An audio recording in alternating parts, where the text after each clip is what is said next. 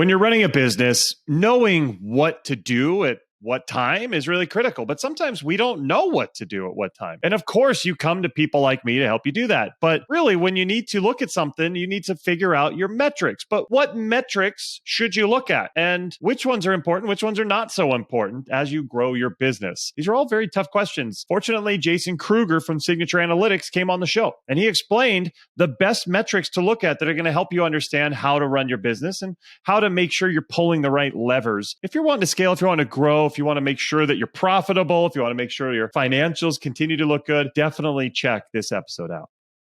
Welcome to Scale Your SaaS, the podcast that gives you proven techniques and formulas for boosting your revenue and achieving your dream exit. Brought to you by a guy who's done just that multiple times. Here's your host, Matt Wolach.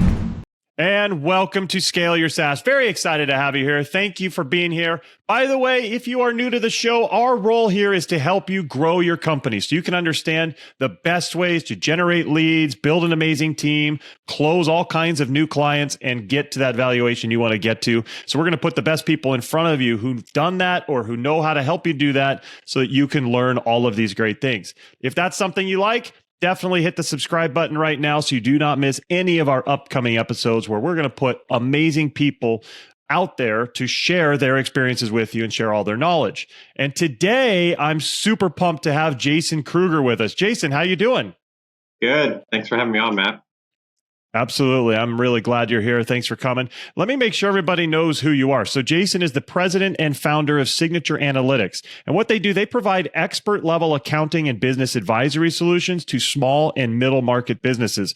Jason is shaking up the way business owners run their businesses by highlighting the gaps in data and reporting that many business owners face and sharing insights on how to improve profitability, increase productivity, and run your company smarter. Jason has 20 plus years of experience in the accounting and business advisory field, working with mid-market companies and nonprofits. He is super knowledgeable about this, and I'm so glad he's here. Once again, Jason, thanks for coming on the show. Yeah, thanks again. Absolutely. So tell me, what's going on with you lately and what's coming up?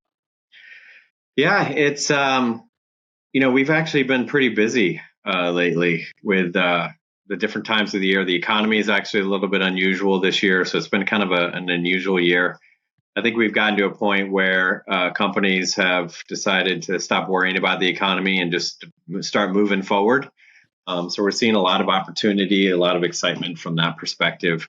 And, really just as you mentioned in the intro, our goal is to help business owners achieve their goals. And the way we do that is by giving them visibility into the metrics of their business, visibility into their financial information, so that they can make educated decisions to achieve the goals they have internally, but also to be able to talk in a sophisticated manner to third parties. So you're talking about banking relationships, financing, investor relationships, going to market, those types of things. So a lot of good things happening right now, and I'm just excited to be on your show. So cool. And I want to learn about a lot of those things you just mentioned. But first, I want to understand what made you decide to start the company in the first place? How did it all come to be? Yeah, so I definitely have an entrepreneurial spirit, but I also like to make sure I have a solid foundation that I can rely on before I make that leap of faith. So I spent the first close to 10 years in my career in public accounting, most of it with Deloitte, which is one of the large Big Four accounting firms globally, I guess, and was working in financial statement audit. So I got a lot of experience working with companies in all different types of industries, SaaS being one of them. And what I observed, even with working with companies at a big firm like Deloitte, we still worked with a lot of mid-market. We still worked with a lot of companies that were in their early stages. They had investor opportunities, they had a lot of growth opportunities because they were bringing in investors. And what I observed quite a bit working with those companies is that companies in the small and mid-market, they really deserve better than what they're getting as it relates to accounting and financial visibility and awareness. And so a lot of these companies, it might be their first time starting a business. They know their product, they know their industry, but they don't have that foundation in other areas of their business, like finance and accounting, like sales and marketing. I know you work with a lot of companies on sales and marketing side. HR. I mean, I never knew how important HR was until I actually started a business. It's a lot of business owners think it's just a throw in at the end of the day. Well, basic stuff. So, what I realized and I saw is the business owners, a lot of companies, they look at accounting and finance as a necessary evil. So I got to pay my bills. I got to make sure I invoice and collect cash. I got to make sure I have enough cash to make payroll. And then got to make sure my taxes are filed up to the end of the year. And they don't have a lot of companies that I've worked with or observed, they didn't have the sophistication or the right team in place to truly drive value and take that from a necessary evil to a value driver in their business. And even if they did want to, the talent in the accounting and finance world can be very expensive for those types of companies. And also, they didn't necessarily need a full-time CFO. They need a full-time controller. They didn't need a full-time, other areas of their business. And so what I was able to do is take that idea of leveraging the top talent in the market, providing flexible, scalable way to provide that talent to companies that shifted that mindset, educated them, shifted that mindset from necessary evil to now you're getting consistency in how your accounting and financial information is being presented. You're getting consistency in reporting and data that you can evaluate and make decisions on a consistent monthly, ongoing basis. Start with monthly, but you can dig into weekly, even daily, real-time data and information as you want to really give you that information and give you that power to make decisions. And so I started Signature Analytics in 2008 with that mindset. Started with, I had to turn in my computer, so I had to buy a computer. That was my big investment up front. And started networking. And over 15 years, we have about 80 plus full-time employees. We're very big on full-time employees. We're not a staffing or recruiting firm. We have a process that we train our team on how to deliver. And we provide that financial leadership to our clients to really give them that visibility, give them that comfort and support that the accounting and finance arm is being managed effectively so they can focus on what they do best, which in most cases is not accounting and finance, but also to give them the visibility and the metrics they need to truly drive business valuation and take their business to that next level. I love it. Lots of things to unpack there. I want to start with what you just finished with, the metrics. What are some of these key metrics that business leaders should be thinking about that help them understand if they're on the right track? Yeah, so the SaaS industry is unique, right? I mean, a lot of other industries, the metrics might be very similar. A lot of other industries, margin is a big driver. Truly understand your margin if you have different products or services. Understanding the margins of your industry and your business, that really drives overall profitability. The SaaS industry is a little bit different because the margins tend to be very, very high. Now, there's only several, the margins when you talk about the cost of goods sold that impact the margin in the SaaS industry. There's really just your hosting costs, your employee costs related to keeping the production environment running, and some customer support costs, but the margins tend to be very high, and that's why they're so attractive from a valuation perspective, right? I mean, you get much higher valuations in SaaS than you would in my industry, for example, which is professional services, right? So the metrics in that industry are different, and so you're really looking at the exciting part about a SaaS industry is that recurring revenue base. So you're talking about what is your monthly recurring revenue? What's your annual recurring revenue? If I have a monthly recurring revenue of $100,000 in December of one year, well, I have basically effectively a $1.2 million run rate, right? And so how do I then build upon that? My goal is moving into January, and by next December, I want to be at 150,000 or 200,000 or 300,000, whatever that might be. That's true value that an outside party might be looking at. And so then what goes into that run rate is your churn rate, customer churn rate. So what are my, let's make sure I understand what the industry benchmarks are on that. And then what am I doing to make sure that I'm limiting that churn? And every company is a little bit different on how their customers might use that. The other piece I see a lot of software companies, especially up front, is they're performing a lot of professional service type work. And a lot of times that's just to generate some revenue to keep the lights on. But it's also important to know that the true value is not necessarily in that. It's really in their software component. And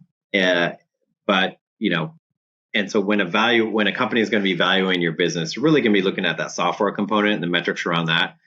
You may get little to no value in that, the true service side of that business.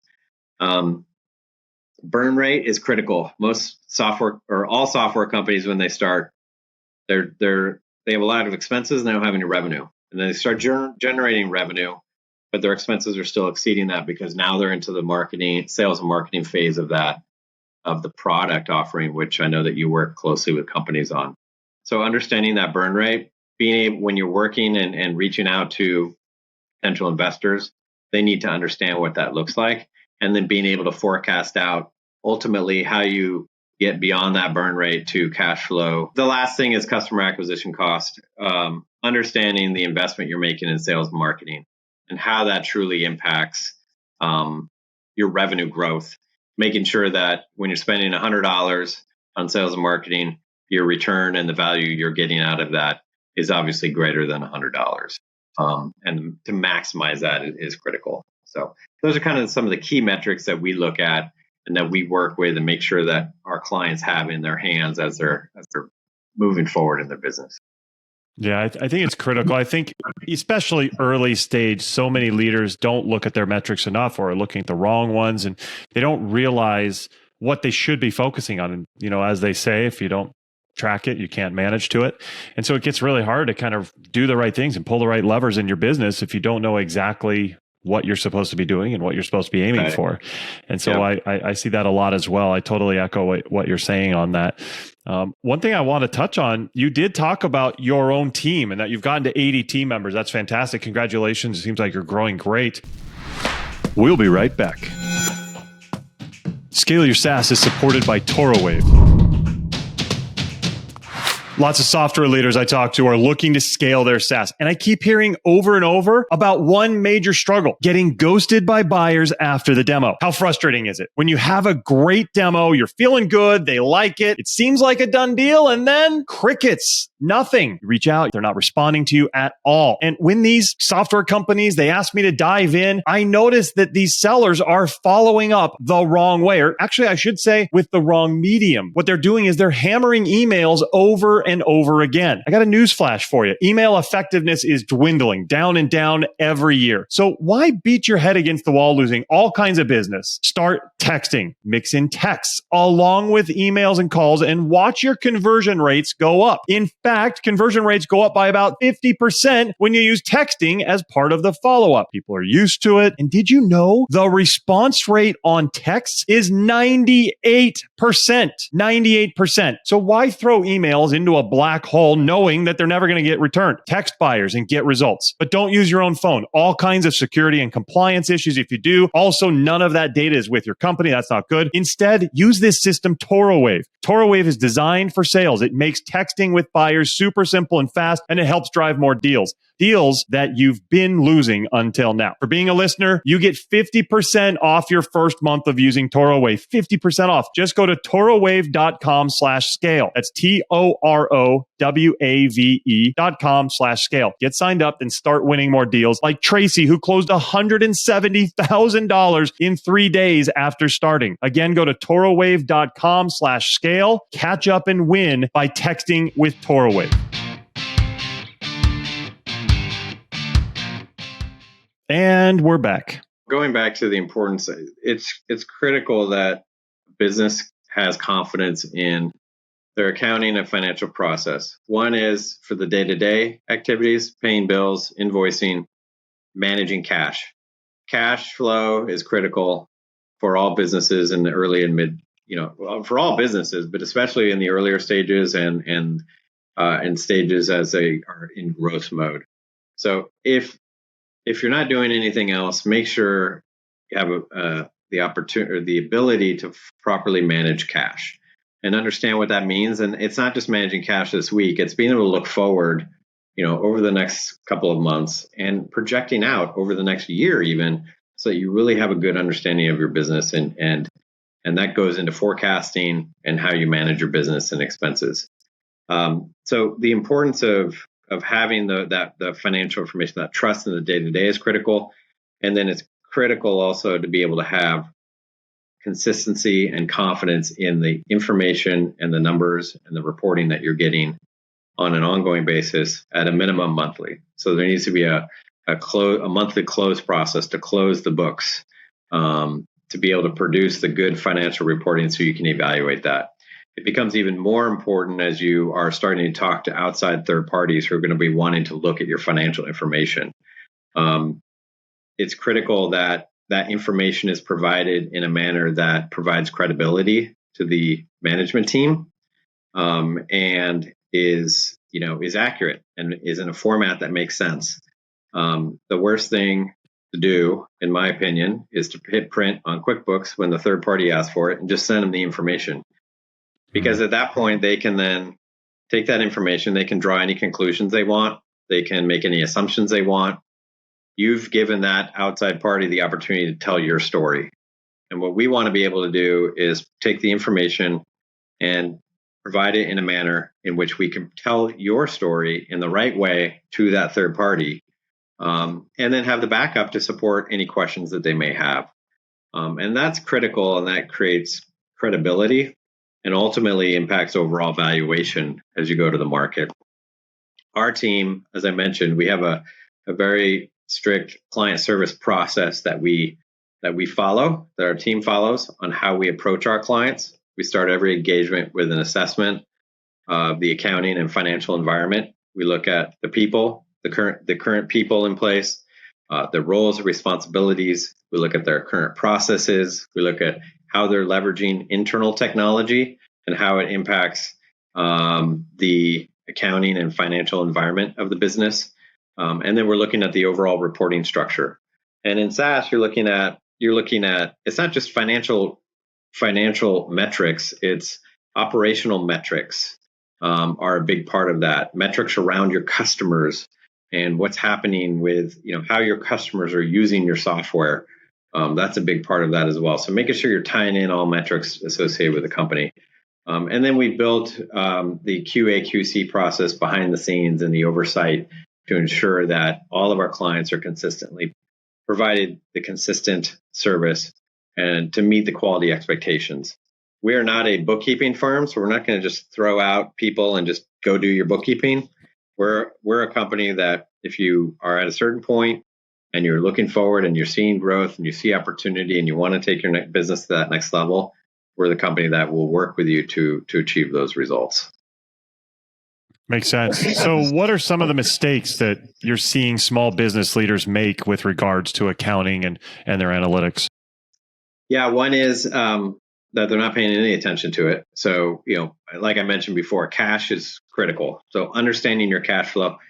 If you're in a business that is pre-revenue or your expenses are exceeding your revenue, got to have a plan to understand cash. So forecasting and budgeting becomes critical.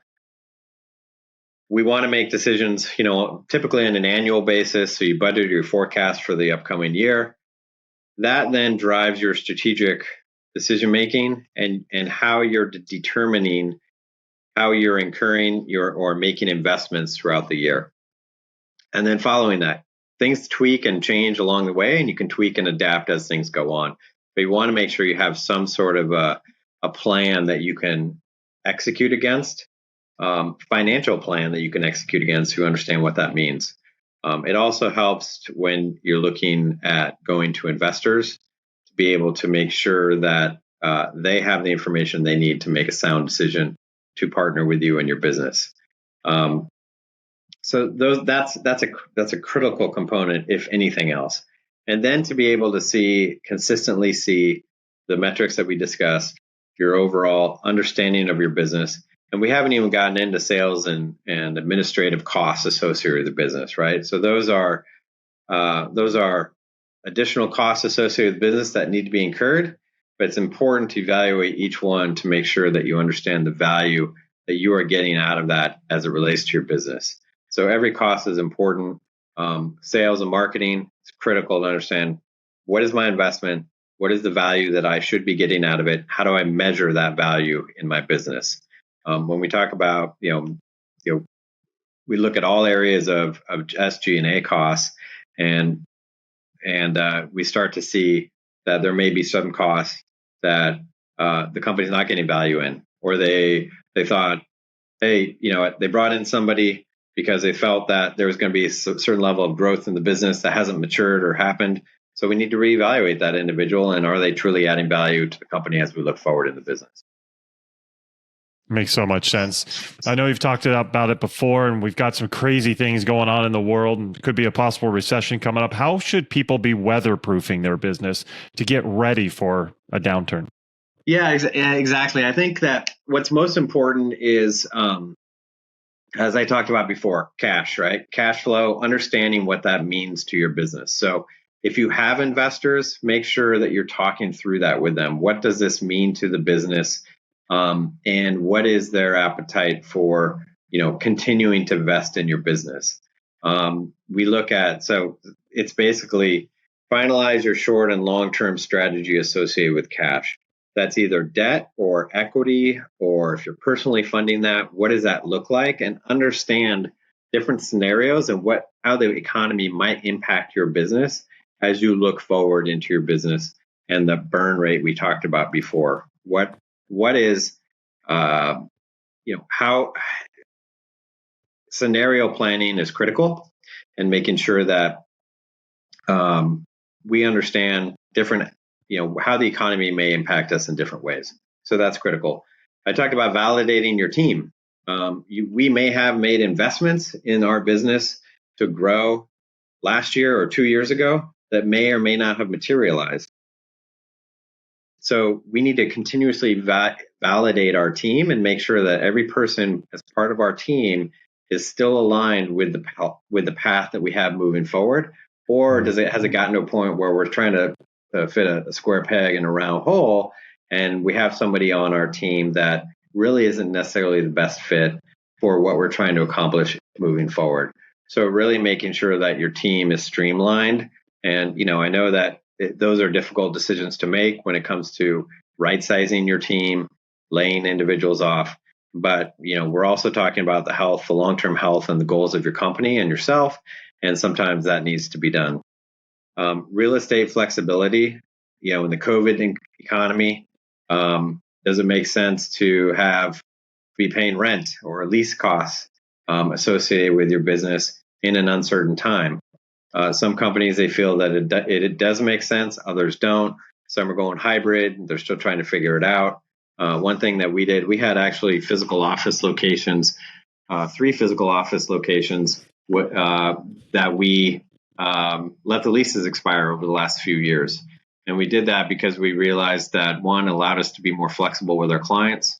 We're servicing about 90% of our clients fully remote now, because that's the world that we tend to be in. We're servicing clients all over the country. And we realized that we didn't need the office space that we're investing in. Now, what comes along with that is making sure that we have the culture that can support ensuring that our people are continuously stay involved in our company, which is critical. And that's the HR part of the HR component I talked about earlier, and the importance of that. So that piece is very important as well. We talked about evaluating SG&A costs. What I found, and I know we're talking about SaaS, but technology costs can creep up in a business, right? So are you actually using all the technologies that you're investing in, right? Mm-hmm. As an example, a lot of companies use Salesforce. It's very expensive. Let's make sure we've right-sized at a minimum, right-sized the number of users that we have in place. And then the last thing is, making sure that you truly, even in SaaS, understand what drives profitability and your margin, and continuously looking at how you can maximize that. Super good stuff. So as we wrap up here, what advice would you give to new software founders who are starting out and wanting to make sure that they get things right from the start? Yeah, getting right from the start is critical. I say that everybody starts a business because they have a certain level of expertise in a certain area. The advice I give to business owners as they're starting is it's critical that you obviously know your business, you know your product, you know your service. What's critical though is knowing all aspects of a business and your business. So what I think what a lot of business owners feel is, well, I'll focus on building the software and I'll eventually hire a sales team and they'll go take care of that. And I'll hire an accountant or a CFO and they'll take care of that. It's critical that you start to become, as much as you can, knowledgeable about sales and marketing, knowledgeable about financials, take a deep dive into that information, knowledgeable about operational side of your business. You want to hire the experts that obviously can work with you from the ground up, but you have to be able to provide leadership and support and evaluate the success of the different areas of your business. So it's critical to have that knowledge base of, how does sales and marketing work in my business? That's why we should be talking to Matt, right? How does finance and accounting work in your business? We're a great resource for that, or somebody else might be a great resource for that. But really, truly understand your business and all areas of your business is critical. I totally agree. Great stuff, Jason. I really appreciate you coming on. I want to make sure everybody knows how to get in touch with you. How can our audience learn more about you and Signature Analytics? Yeah, it's pretty easy. Our website is signatureanalytics.com. I can be emailed directly at the letter J, Kruger, Kruger, at signatureanalytics.com. Always happy to talk to any individual that wants to reach out.